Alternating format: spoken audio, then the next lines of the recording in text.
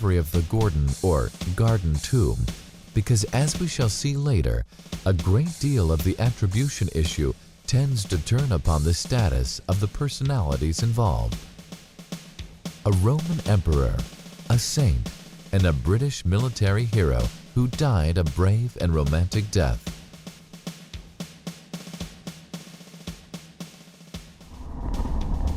In time, the family owning the site decided to sell.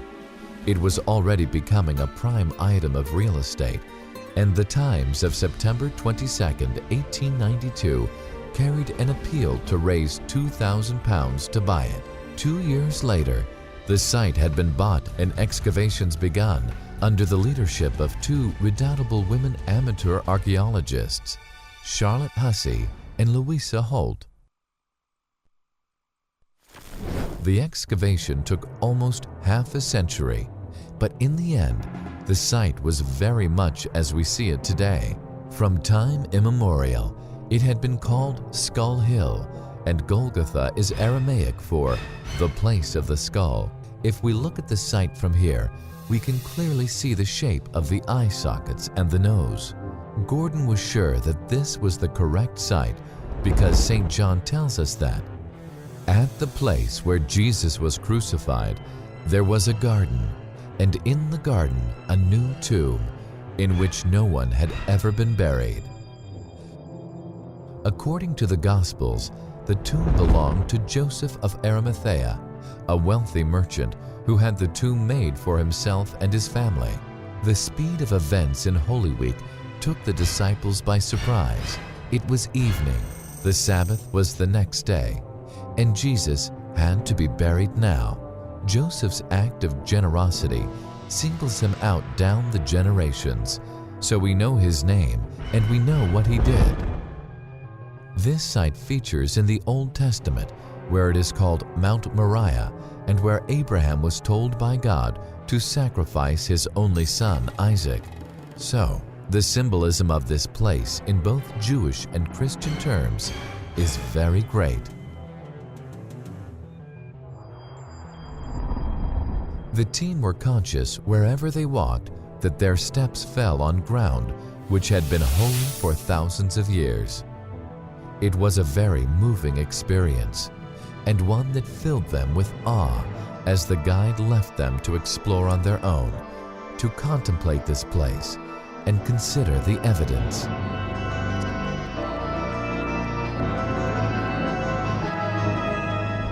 St. John tells us that the site where Jesus was crucified and where he was buried was outside the city walls, somewhere high up that could be seen from a long way off.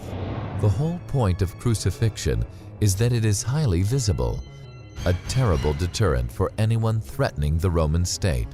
A century before the death of Jesus, in 70 BC, the slave Spartacus led a rebellion that was put down so brutally that almost 7,000 men from his army were crucified on a great avenue of crosses along the Appian Way.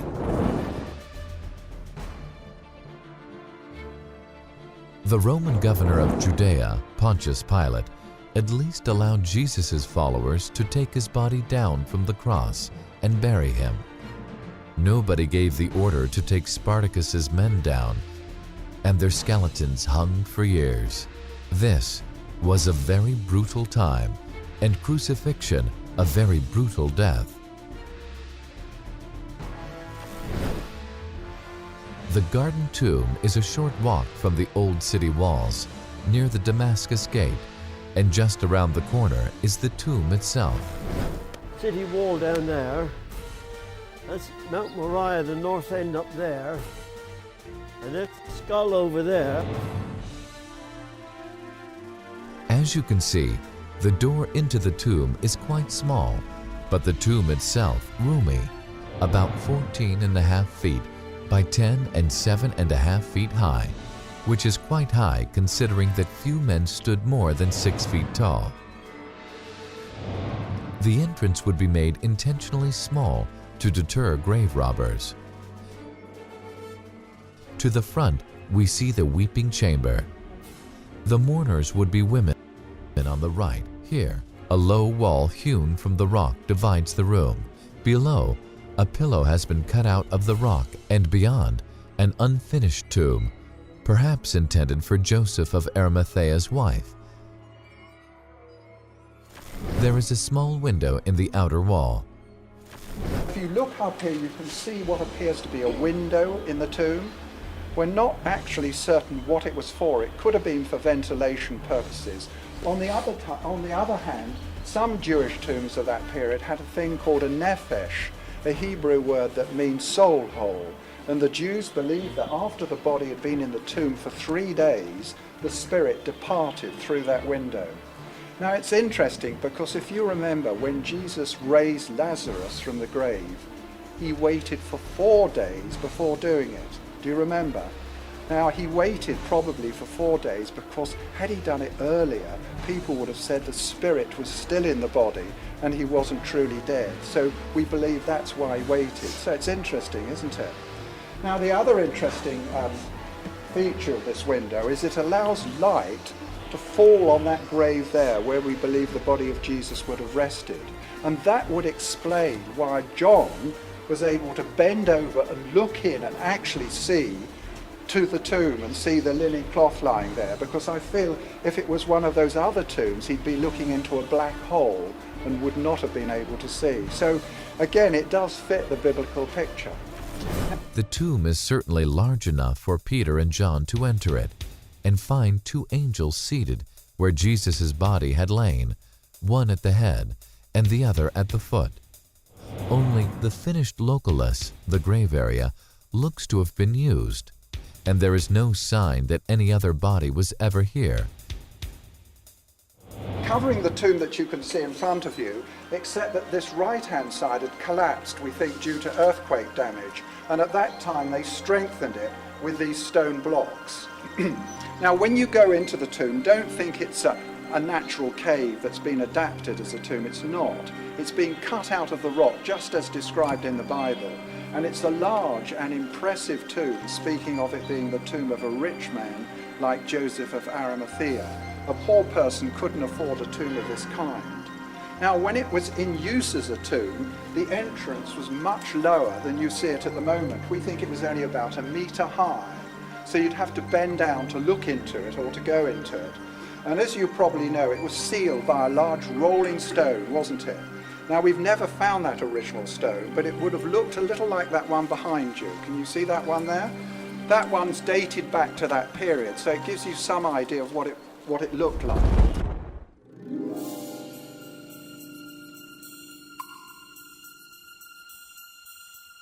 There's no smell or sense of decay. If this had been Joseph of Arimathea's unfinished family tomb, it would almost certainly have looked like this. Jesus rose from the dead in 3 days, and his body did not decay. That the tomb was prepared in a hurry. Here are the chisel marks to show where the rock was hollowed out.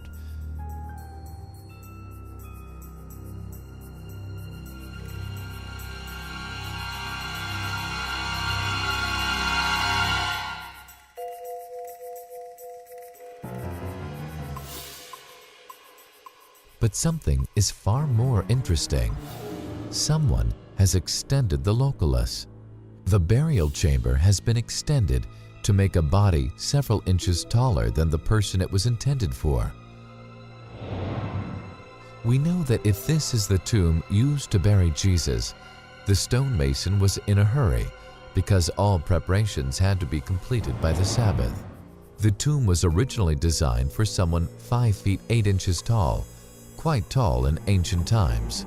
The loculus has been hastily lengthened, and the space is now something over 6 feet. It is believed that Jesus was around the same height as our cameraman, 5 feet 11 inches tall. Now we come to investigate the area outside the tomb. There is a large cistern which confirms that it was almost certainly a garden in Jesus' time. The dry climate meant saving water for irrigation in underground containers in the rock. This cistern holds 250,000 gallons of water, the third largest in Jerusalem, and it must have been used to irrigate a large and luxuriant garden. If I could remind you of a verse in John's Gospel, do you remember? It says in John's Gospel that at the place where Jesus was crucified there was a garden, and in the garden a new tomb in which no one had ever been laid. Now we've seen the possible site of the crucifixion at that place called Skull Hill. Here we are in a beautiful garden, but what's the evidence to say there was a garden here at the time of Jesus? If you look at this photograph, I think this shows you part of the evidence that tells us there was a garden here at that time. This is a very large water system. As you know, they dug them all over Israel in the past, didn't they, to store the rainwater in the winter so they had plenty of water for the dry season. This one, the head of it, is just over there and it goes deep underground. It's the third largest water cistern in Jerusalem and it takes about 1 million litres of water, and it's been dated back to pre-Christian times, so it's over 2,000 years old. So it was certainly here at the time of Jesus. Now the discovery of this cistern and also an ancient wine press that's been found here tell us this was a garden at that time, not the sort of garden that you're looking at now, but we believe it was a cultivated area, and we think it was probably a vineyard for growing grapes with lots of water in this to water those grapes. Now because it's so extensive, it also suggests that it's a garden of a rich man like Joseph of Arimathea. We know he was wealthy, don't we? The Bible tells us. And if you remember, he and Nicodemus, they'd both become secret followers of Jesus, hadn't they? But in the end, they had the courage to come out in the open, and they went to Pilate, the Roman governor, asked for his body, and the Bible says they buried him in Joseph's own new tomb.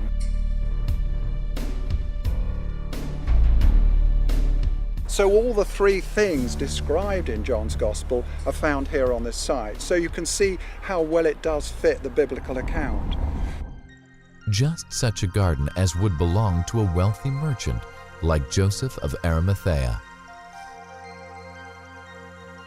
Yards away, we have a wine press, which must have been used for the garden's fruit. It was there before Jesus' burial and is one of the largest ever found in Israel.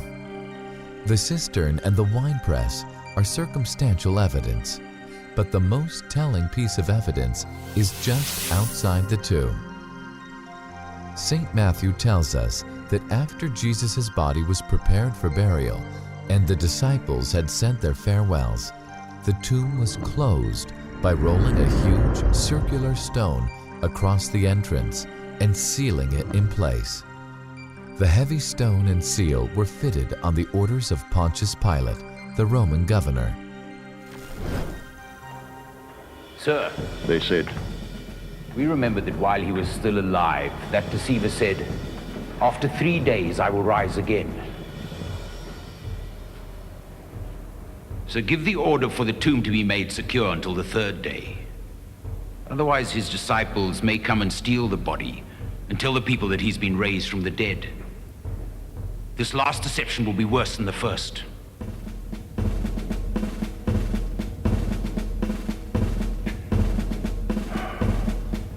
Take a guard. Go make the tomb as secure as you know how.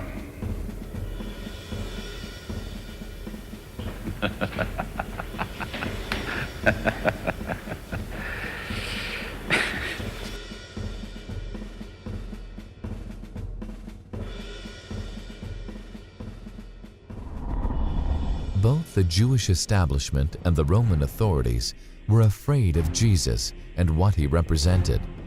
After all, only a few days ago, he had overturned the moneylenders' tables in the temple and told they were mocking God. He was threatening both the Jewish establishment and the Roman occupiers.